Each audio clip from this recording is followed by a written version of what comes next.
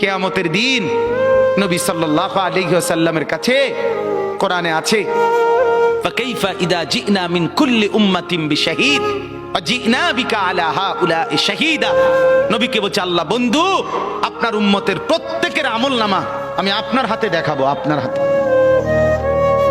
আপনার সামনে পেশ করব, আপনি দেখে কথা বলবেন আমার কাছে। সুপারিশ আপনি কইরেন, মানা নাই, কিন্তু আপনি দেখে করবেন।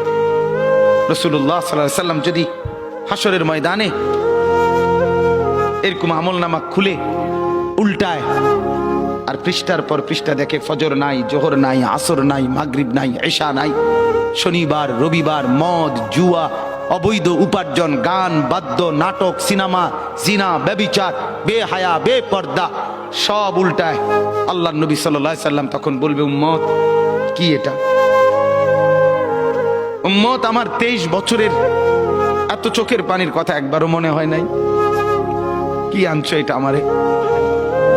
উম্মত তুমি জানো না আমি যে তায়েফের পাথরের আঘাতে পুরা পিঠ চালনির মতো ঝাঁঝরা বানায় ফেলছে আমার?